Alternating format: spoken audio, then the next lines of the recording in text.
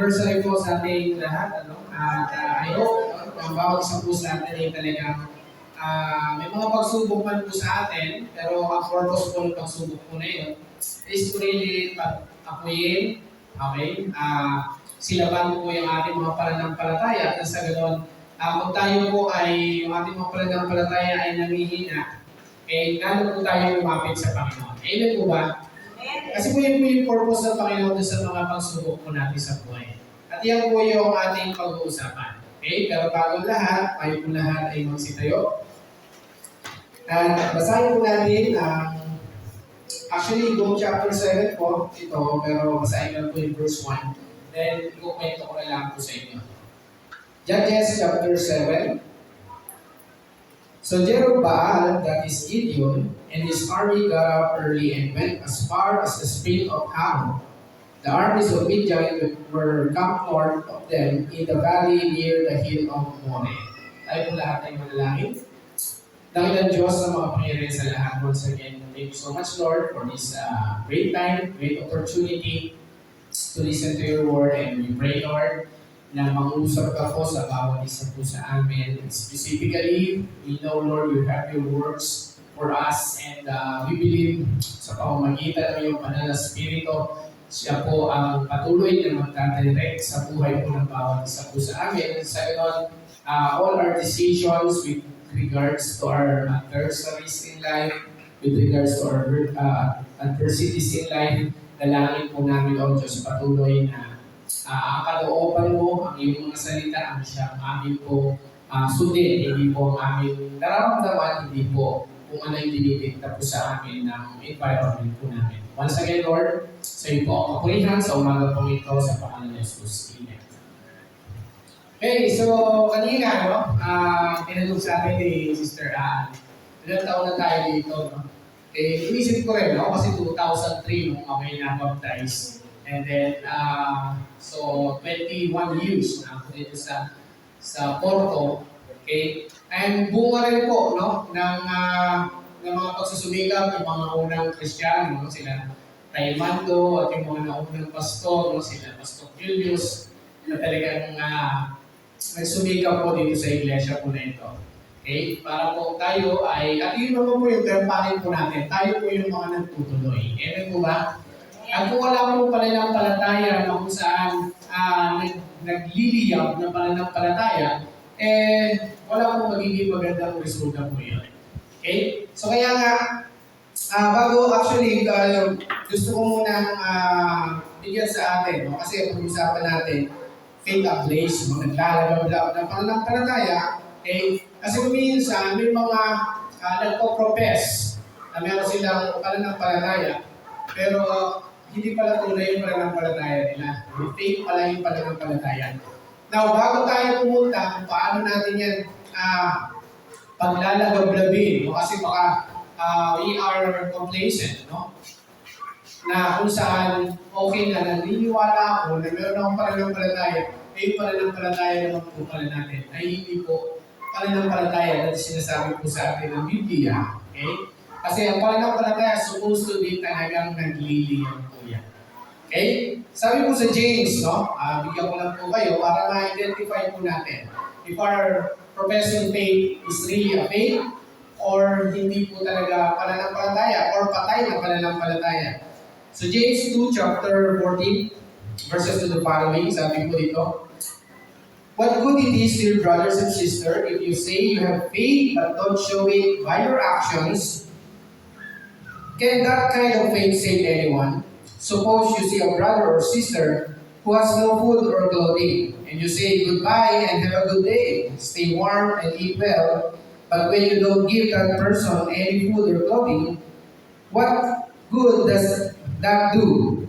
You see, faith by itself is not enough. Unless it produces good deeds, it is dead and useless. Now someone may argue, some people have faith, others have good deeds, but I say, how can you show me your faith if you don't have good deeds? I will show you my faith by my good deeds. Actually, very specific yung statement po dito ni James. Na kung saan, may mga Kristiyano kasi, they are satisfied na naniniwala sila sa Yesu Cristo. They are satisfied, they are professing, they are Christian, they are believers of Christ. Pero wala namang tong manifestation, yung tinatawag po natin good deeds. Okay? And ang tawag po doon, faith, no? Actually, yung pansin niyo sinabi sa verse 14, can that kind of faith save anyone? Ay, niligtas ba tayo ng ganyang klaseng pananampalataya? Hindi po sinabi ng teksto po ng mga kasunod exactly na no, pero we can see, according to sa mga sinabi, that faith without word or action is dead. Ibig sabihin, okay, yung faith natin and yung actions po natin, they must work together. Okay? Ano po ang nagligtas po sa atin? Biyaya ng Diyos po, magitan po ng pananampalataya natin. Okay? Wala pong question doon. And once we enter that salvation, okay, yung salvation na yun must produce yung tinatawag po natin good works, yung deeds po natin. So yung deeds po natin, wala po siyang kinalaman to have our salvation. Okay? Para lang po malinaw, no? Yung ginagawa po natin mabubuti, wala po yung kinalaman sa ikaliligtas natin. Kasi nga, minsan, baka papasok naman po tayo sa pagiging legalista. No? Eh, papasok naman po tayo, kasi kailangan mong magsumikap para maligtas ako. No, hindi po ganun yun. Kasi niligtas na po tayo ng Panginoon, pero yung pananampalataya na nagligtas po sa atin, sa pamagitan ng ating pananampalataya, no? Ang question, buhay po ba yan o patay? And the Bible tells us, faith without action is dead. Okay, so itong dalawa po na ito, okay, must work together. Yung faith natin and action natin. Kasi kung tunay na naniniwala tayo, nananampalataya tayo, meron tayong ginagawa. So we're not just professing Christians. Kasi nga, year by year, no? Nadadagdagan tayo, may umaalis, okay? Pero ang mahalaga, yung natitira po sa atin, nasisigurado po natin that our faith is really, okay, right? Our faith is really alive sa pamagitan po ng salita ng Panginoon. Hindi lang sa sinasabi natin, naniniwala lang po tayo. Okay, so malinaw po sa atin. No? Kaya you can evaluate yourself kung ako ba talaga ay Kristiyano, okay, by saying, okay, by doing kung ano yung pinapagawa sa atin ng Panginoon. Hindi para maligtas ka, ngunit dahil iyon, niligtas na po tayo ng ating Panginoon. So, pasok po tayo sa ating pong topic today, faith over adversities. Actually, okay, yung binasa po natin kanina, very popular story about Gideon, kung paano niya po ginapit yung Midianites sa pamamagitan ng strategy ng ating Panginoon. Okay, from 22,000 okay, na warriors, down to 10,000 and down to 300.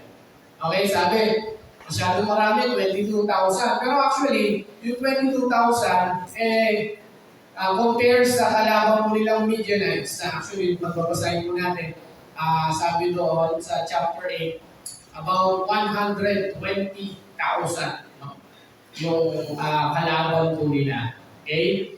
Pero, yung sabi doon sa may chapter 7, describe sa para silang mga locust. No? Yung mga camels nila parang mga buhangin sa dami. So, ganun po karami yung kalaban po dito. So, 22,000 actually is not enough, no? Para gapiin itong ganito karaming army. Pero, sabi ng Panginoon kay Gideon, hindi, masyado pang marami yan para hindi kayo magyabang sa akin na kayo yung dahilan, kaya kayo nanalo.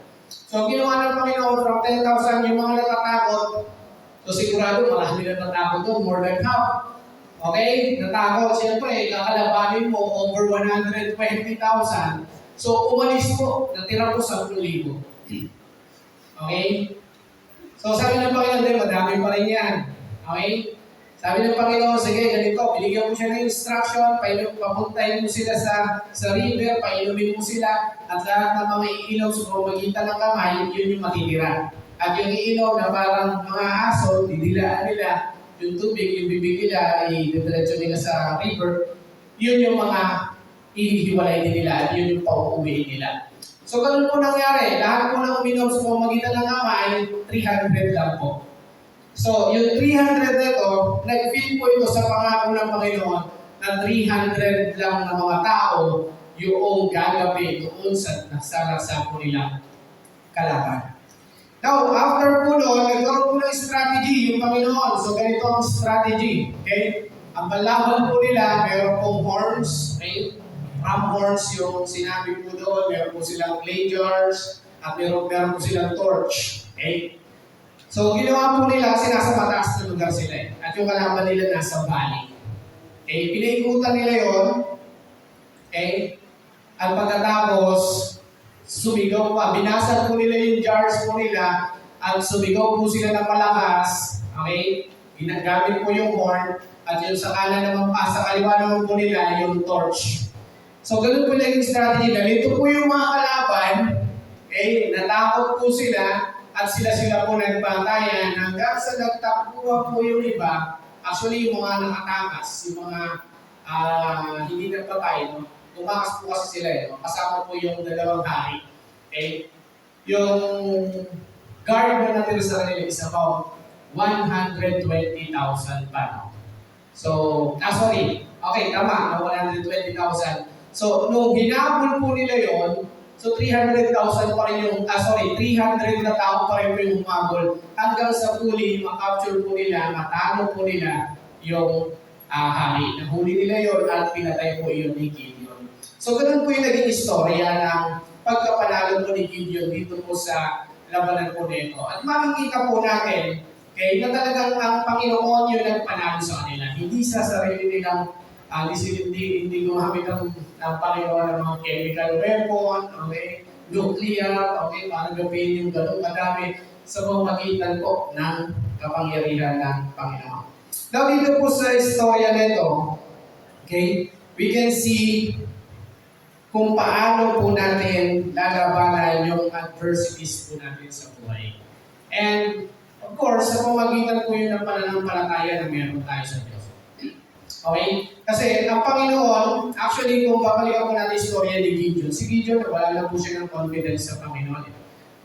Dahil marami na po mga bansa sumakot sa kanila, naalala po natin sa istorya, kaya nagpadala na ang yung Panginoon at sabi sa kanya, mighty warrior. Pero si Gideon, sino mong mighty warrior? Hindi naman ako mighty warrior. Tago nga kami ng tago eh. Actually, during that time, sa cave na lang po sila tumitira ng pamilya nila. Kasi pag dumarating yung kalaban, pwede silang patayin at sinasamsam lahat ng mga ani po nila, mga pinaghirapan po nila, mga kain po nila. So, ganun po yung estado ng buhay po nila Gideon dati. Kaya sinabi sa kanya ang mighty warrior, hindi po siya nanalo. Hindi po siya naniwala. So again, si Lord, tandaan po natin, nakatingin po siya sa kung ano yung magiging po tayo. Hindi kung ano yung nakikita natin sa buhay po natin. Minsan ganun po tayo, no? Pag sinabi sa atin ng Lord, you're a conqueror, you're a mighty warrior na tayo, hindi tayo naniniwala, just like Gideon. Okay? At nakita naman po natin yung fulfillment ng pangako ng Panginoon sa buhay po ni Gideon.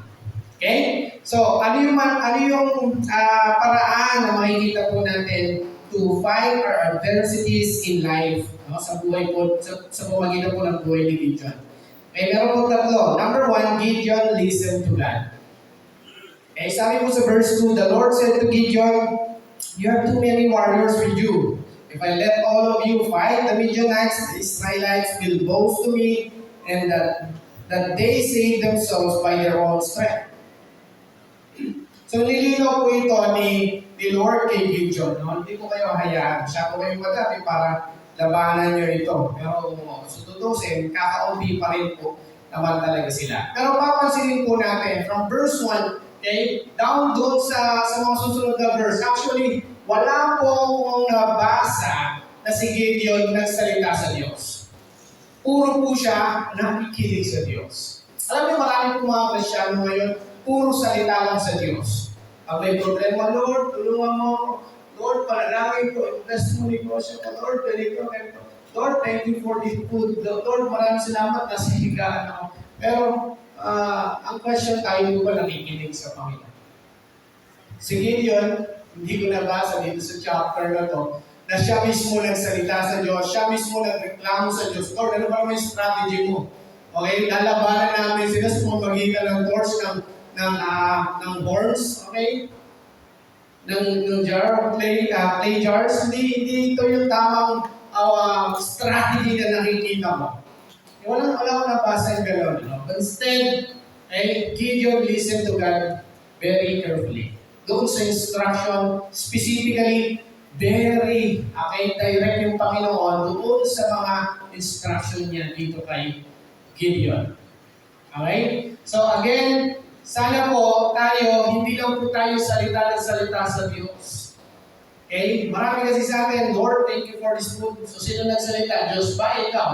Okay? Pwede, tayo na nagsalita nun. Okay? Pag nananalangin po tayo, Lord, tulungan mo po ako sa problema ko ngayon. Nag-away kami mag-asawa. Lord, tulungan mo ko. Ang dami kong kautangan. Okay? Pero Lord, bahala ka na. Thank you. Good night. Okay? Meron naman po ganito. Kapag nag-pray ka, yung tipo, alam mo yun, yung worry ka. Okay? Sa maraming bagay, no? Sa pagpapalaki ng anak mo, maaari sa kaperahan, and sa ibang mga problema, sa karir mo, you're so worried. But when you pray, okay, pumapasok ka sa kapayapaan ng Diyos, nagiging panatag ka. Tama ba? Sila ang experience na gano'n. At kapag panatag ka na, hihinto ka na sa panalangin. Kasi nakuha mo na yung kapayapaan eh. Alam niyo po, ako na-experience ko yung kapayapaan na humihinto na eh. Pero alam niyo, pag nakapasok ka na doon sa kapayapaan na yun, meron pang direction si Lord sa'yo. So huwag kang hihinto doon. Kasi naging payapa ka ngayon, okay, dahil hindi ka nakinig doon sa sasabihin sa'yo ng Lord, mangyayari muli yun sa'yo. So dahil hindi mo nasunod yung instruction sa'yo, maghihintay ulit ang Lord ng pagkakataon na makinig ka sa Kanya. So again, yung listening po natin must be practiced, no? Dapat marunong po tayo makinig sa Panginoon. Hindi lang po tayo sabi sa Kanya ng mga problema natin, pero hindi tayo nakikinig. Okay? Pwede ba yun sa mag-asawa? Oy, yung ganito, ganyan, ganyan. Okay, good night. Ano na na? Okay? Hindi mo pwedeng gano'n. Okay? Kailangan marunong ka rin makinig. Hindi lang isa yung nagsasalita. Okay? Gusto mo ba sa kasama mo sa bahay, siya na yung nagsasalita, ikaw bawal magsalita? Hindi mo pwede yung gano'n. Ikaw hindi pinakikinggan. Sa relationship po natin sa Panginoon, mas lalong hindi po pwede yung gano'n kasi hindi po madadirect ng Panginoon, hindi po natin maunawaan yung instruction niya sa buhay po ng bawat isa po sa atin. So Gideon, lagi po siya nakikinig sa Diyos, hindi po siya salita sa Diyos, pero he always has the word from the Lord. Okay? Lagi niya pinakikinggan. Very detailed, very specific yung sinasabi sa kanya ng Panginoon. And because of that, lagi po successful yung laban po niya na ito.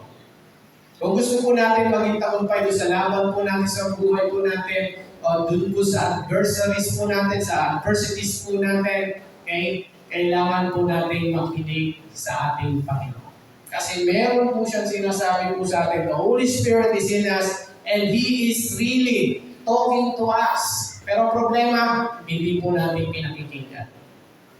Ang gusto lang natin magsalita sa Kanya kapag tayo ay nabibigatan. Ang gusto lang natin sa Kanya ay sabihin kung ano yung nararamdaman natin.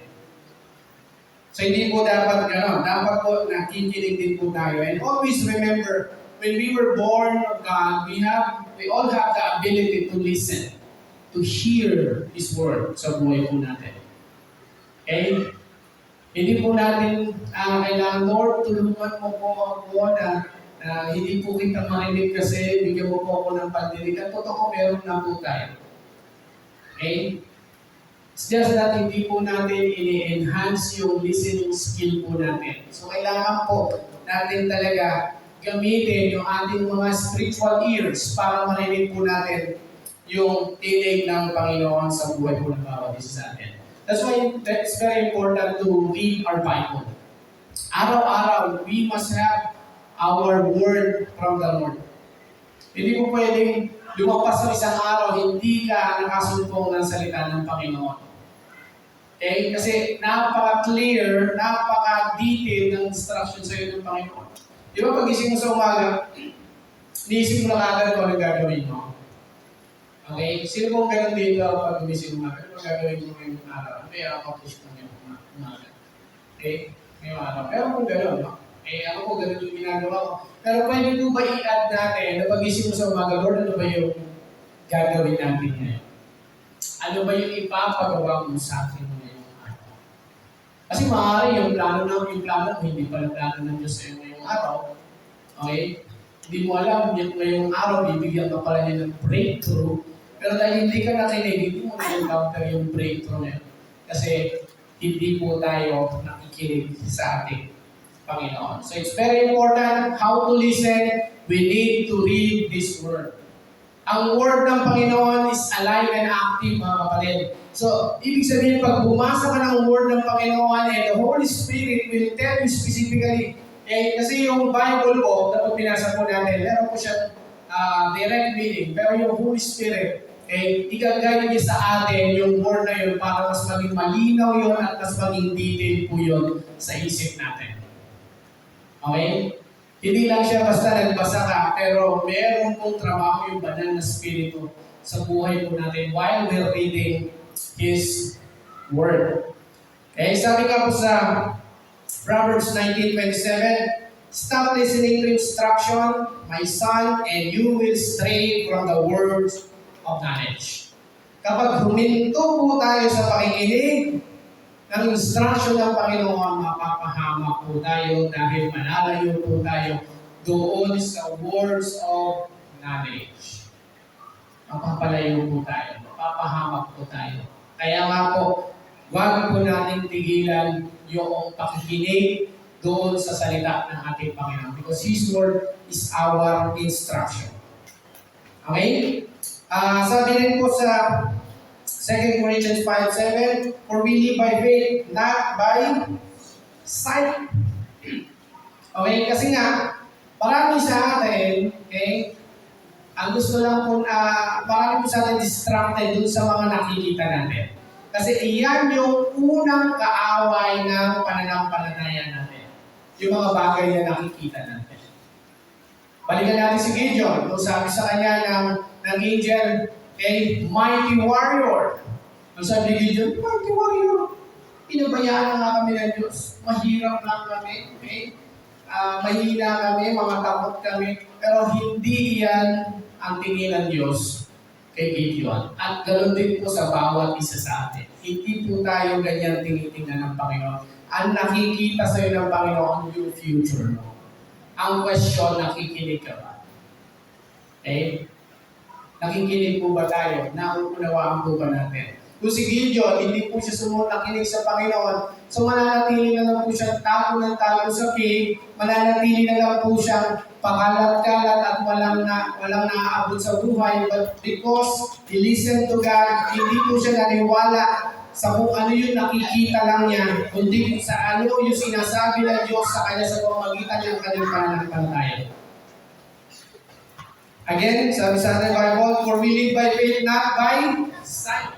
Ano ba yung nakikita mo ngayon sa sarili mo? Hindi pa tapos ang Diyos sa iyo. Okay? Sometimes we put limitation, okay?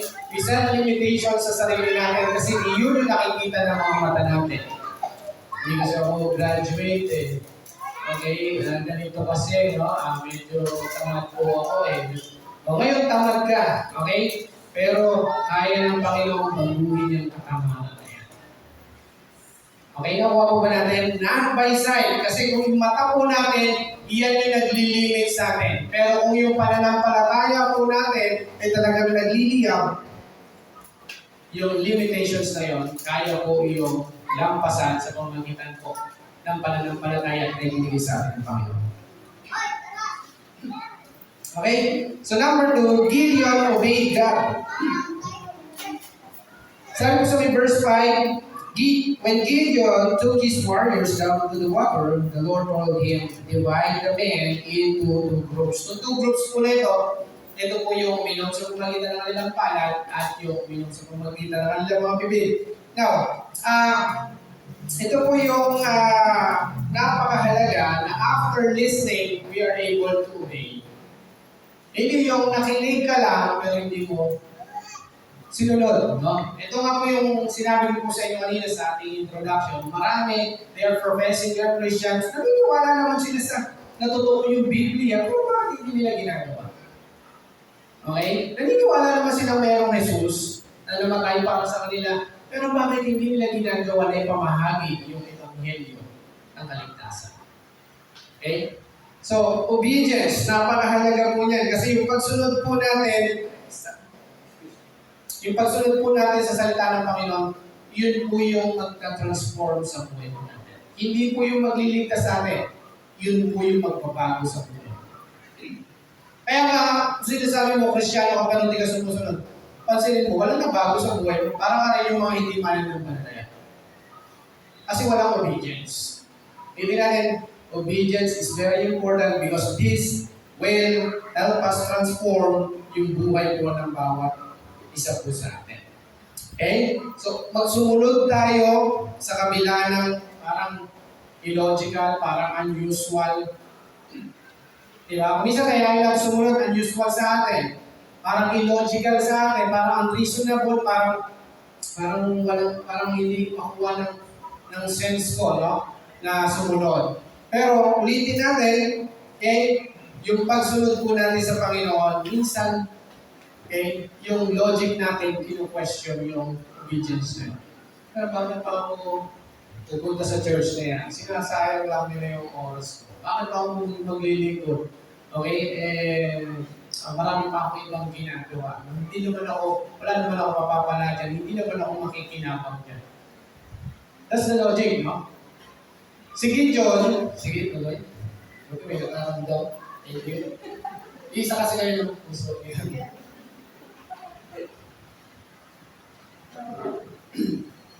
Okay, so si Gideon po, no? Pansinin po natin si Gideon. Okay? Hindi po siya nagreklamo sa Diyos na, Lord, bakit ganito? Di ba dapat padala mo na lang yung mga anghel mo? Mga laksa-laksa ang anghel, parang gabi na. Bakit yung plano mo parang tutugtugan lang namin sila? Okay, may dala kami trumpet, okay, may dala kami torch, okay, tapos may dala kami clay, jars of clay, no? So, bakit gano'n, no? Yung utos mo sa amin. Pero si Gideon, sumunod po siya sa Panginoon. Sana po, maging gano'n din po yung ano natin, maging approach po natin kapag may sinabi sa atin yung Panginoon. Lord, okay, kahit unusual ito, kahit parang illogical ito, parang kahit kahit kukunti lang yung gumagawa nito, gagawin ko ito kasi alam ko ito yung inuutos mo sa akin. Dahil alam ko ito yung tama sa akin. And because of that obedience, the Lord made Gideon's life successful. Di ba? Kasi hindi porke konti lang yung gumagawa, ay mali na. Di ba? Karaniwan po sa mundo po natin, ang maraming gumagawa, yun pa yung mali. Okay? So, ulitin po natin, napakahalaga po na tayo po ay sumusunod sa ating Panginoon. Sabi po sa James chapter 1 verses 22 to 25. But don't just listen to God's word. You must do what it says. Otherwise, you are only fooling yourselves. For if you listen to the word and don't obey, it's like glancing at your face in the mirror. You see yourself, walk away, and forget what you look like. But if you look carefully into the perfect law that sets you free, and if you do what it says and don't forget what you heard, then God will bless you for doing it. And it happens sa buhay po ni Gideon, yung blessing. Kasi sumunod po siya sa Panginoon. Pansinin niyo sa may verse 22, no? Huwag ka lang basta makinig sa salita ng Diyos, bagkos gawin mo ano yung sinasabi niya. Okay? Hindi ka lang nagbabasa para magkaroon ka lang ng knowledge about the word, nagbabasa ka para meron kang gawin. Para meron kang sundin. Yun po yung purpose, kaya po tayo nagbabasa. Okay? So, ang ginagawa po kasi natin, nagbabasa tayo, pero hindi natin ginagawa, sabi po sa ating Bible, niloloko mo lang yung sarili mo. Okay? We're only fooling ourselves. Kaya nga, kung tayo pinoprofess natin na tayo yung mga Kristyano, sinasabi natin na tayo yung mga Kristyano, but then our action, okay, disagrees with our profession, yun ang po yung sinasabi natin patay na pananampalataya. So it's about time na yung patay na yon, buhayin ng Panginoon sa pamagitan ng kanyang salita at sa pakikinig nito at gawin po natin ito, i-apply po natin iyon sa ating pong mga buhay. So obedience, napakahalaga po niyan. And lastly, yung tinatawag po natin, at yung ginawa po ni Gideon, Gideon finished the promise of God. Sa verse 7, sabi na dito, yung pangako ng Panginoon, the Lord told Gideon, with these 300 men, I will rescue you and give you victory over Midianites. Said all the others, oh. Okay? So, itong 300 men ito, ang pangako ng Panginoon, pagkakagumpayin sila. Okay? So, nung ginawa po nilang pinaikutan po nila, as actually, ang kagandahan po, sila Gideon nasa higher place, nasa valley yung kalaban nila. Kaya napakahalaga pag nakikipaglaban po tayo, nasa higher place po tayo. Ibig sabihin, nandun po tayo sa lugar ng ating Panginoon. Kasi kapag nasa Panginoon ka, doon ka lalamang. So ginawa nila, pinaikutan nila, at nung nilito ng Panginoon yung isipan ng kanilang mga kaaway at sila mismo naglaban-laban at nagpatayan, nagtakbuhan na po yung iba. Okay? Ito po yung marami nangyayari, no? And minsan may success tayo, na na-experience, tapos humihinto na tayo. Alam niyo yung pangako ng Panginoon, with these 300 men, tagumpay na tayo, natalo natin sila, naitaboy natin sila. Pero yung mindset ni Gideon, hindi pa tayo tapos. Okay? Kailangan natin gawin yung hari nila. Kasi ang pangako ng Diyos, sabi niya, tatanungin namin yung Midianites. At ang isang kingdom, para matalo mo, kailangan makapture mo, mapatay mo yung kings. Tama ba? Nakatakbo yung kings eh. Okay? Hindi dyan magtatapos yung istorya. Kailangan natin silang habulin. Actually, sa paghabol po nila, ilang lugar yung pinagdaanan nila. Sabi doon sa Bible, na exhausted na sila, gutom na sila, mga pagod na sila, at dumadaan po sila sa sa kanilang paghabol. Marami po silang lugar na napagdaanan, humingi po sila ng pagkain, at ang sinasagot sa kanila, ay hindi namin, tsaka namin kayo papakainin. Okay? Pagka napatay nyo na yung mga hari. Diba? At susunod po sila sa isang lugar, ganoon din po yung sinagot sa kanila. Kaya sinabi sa kanila ni Gideon, pag napatay namin ang hari, papatay ko din kayo. Okay? Sisirahin ko yung tower nyo dito. Kapagod na pagod kami. Pero wala pong nagpakain sa kanila. Hanggang dumating sila, nag-cross sila doon sa Jordan River, hanggang doon by surprise, nahuli po nila, na-capture po nila yung hari at napatay po nila yun. Ang same thing, pinatay din po nila yung nagdaanan po nilang hindi tumulong sa kanila. Okay? Alam niyo po, makikita natin, may success tayo na binibigay sa atin ng Lord. Kuminsan, okay na to. Okay?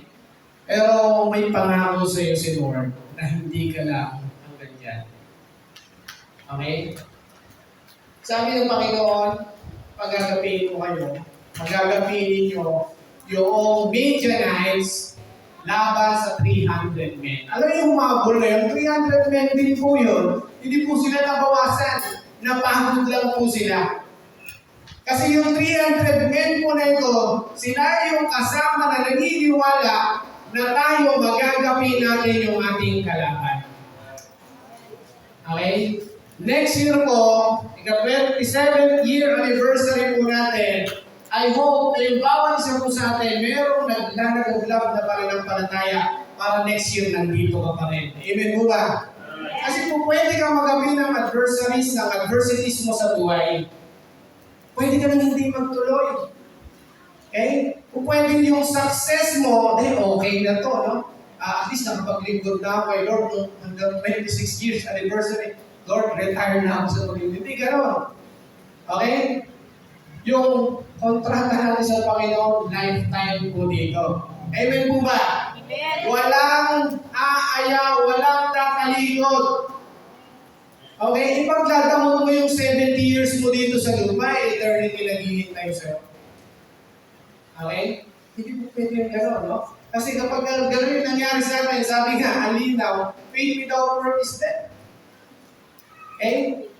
So sana, kung ilan po tayo ngayon, hindi lang yung bilang natin, mas marami na next year. Kasi yung pananampalataya natin, we're able to share it to others at yung iba rin po sasama sa atin. And same thing that happened po kila Gideon. Ano yung ginawa nila Gideon?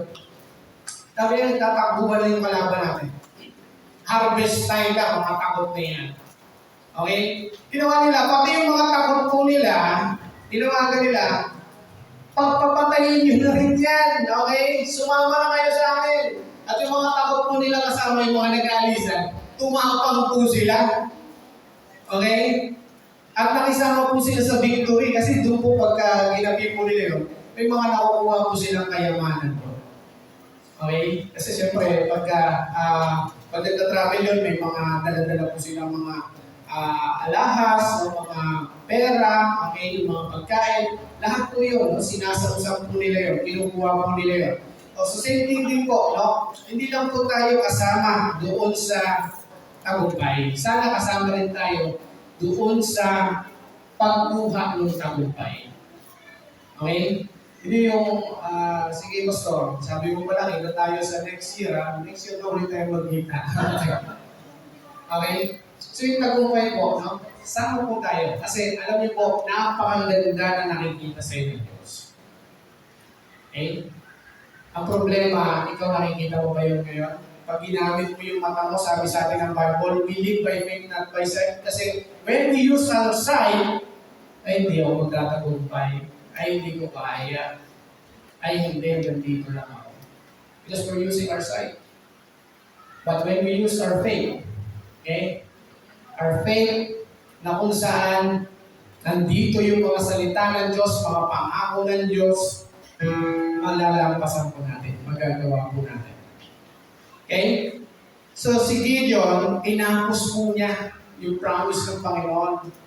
Alam niyo, may promise si Lord sa atin eh. May promise si Lord sa iyo specifically, pero ayaw mong tapusin. Okay na ako sa ganito. Okay? Minsan, naka-experience ka ng success, no. Okay? Hindi pa yan ang pangako sa iyo ng Panginoon. Kailangan tapusin mo yung trabaho. Just like Gideon, they were exhausted para mapagtagumpayan nila. Pero, una sa lahat, sino ba yung nagpanalo sa kanila? Yung Panginoon eh. Di ba?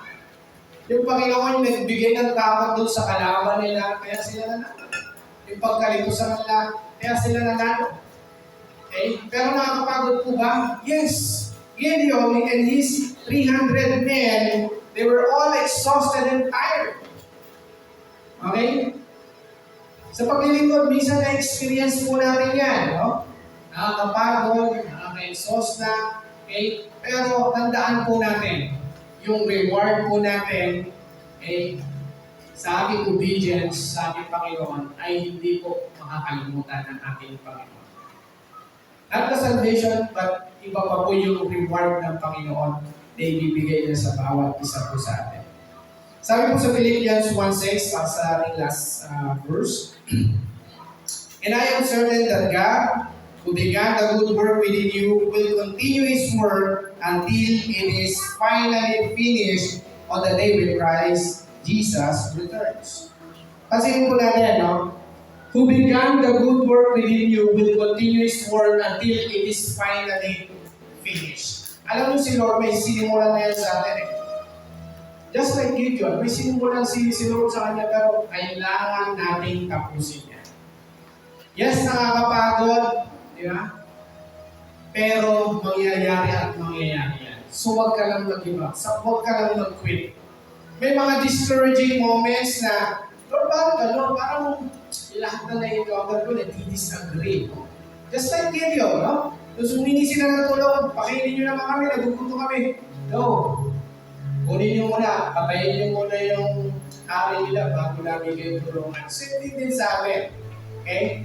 Marami man yung mga hindi tutulong sa atin para makuha po natin yung pinangako sa atin ng Panginoon. Pero dahil ipinangako sa inyo ng Panginoon yun, okay, makukuha at makukuha po natin. Amen po ba? Nakakapagod, totoo po yan. Hindi po natin itatago yan. Okay? Pero magtuloy-tuloy ka lang. Okay? Gawin mo lang kung ano yung pinag-uutos sa'yo ng Panginoon. Makakamit mo rin yung tagumpay sa buhay mo. Matatalo mo rin yung mga adversaries mo sa buhay mo. Kailangan lang po natin talaga magkaroon ng pananampalataya sa ating Panginoon. Yung tunay na pananampalataya, hindi yung pinoprofess mo lang na mayroong kang faith. Pero yung may pananampalataya na mayroong kalakip na gama. Tayo po lahat tayo magsibayo at tayo po yung manalangin. Dakilang Diyos na makapangyarihan sa lahat. Once again, thank you so much, Lord, for your word. And thank you, Lord, kasi sa pagpungitan po ng buhay ni Gideon, natuto po kami isang bagay ng pananampalataya ni Gideon sa iyo. He knows how to listen. Lord, we have the ability to listen to you. And patawarin niyo po kami kasi kung na ito, hindi po namin ginagawa. Mas gusto namin kami namin nagsasalita sa iyo. Mas gusto namin na sabihin na sa iyo yung problema namin, lahat ng bagay na pinagdadaanan namin, but we don't listen to your word. Lord, patawarin niyo po kami at sa mga oras na ito, kami po ay matututo ng makinig sa iyo sa pamamagitan ng iyong pagbabasa ng iyong mga salita, sa pamamagitan ng pakikinig ng mensahe mo sa pamamagitan ng banal na Espiritu, O Diyos. At ganoon din, Lord, dalangin po namin na yung amin na pakinggan ay talagang gawin po namin no matter what. Gawin po namin no matter what it costs us, Lord. At alam po namin, minsan nakakapagod, pero dahil ito po ay galing sa inyo, ito po yung gagawin po namin. Because alam po namin, ito po yung magbabago ng buhay po ng bawat isa po sa amin. And finally, Lord, yung sinimulan niyo po sa amin, tatapusin po natin ito. Alam po namin, O Diyos, yung pangako mo hindi nagbabago. Kami lang ang nagbabago, O Diyos. Nawa ang bawat isa po sa amin ay ituloy-tuloy po namin yung patuloy na sinimulan po ninyo sa aming mga buhay.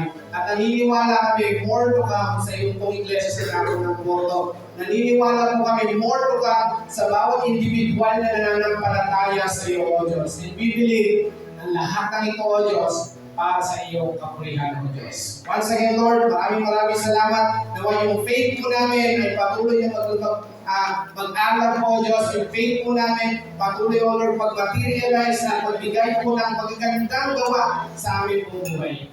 Once again, Lord, sa iyong po kapurihan at kalwalatian sa tanging pangalan ni Jesus. Amen.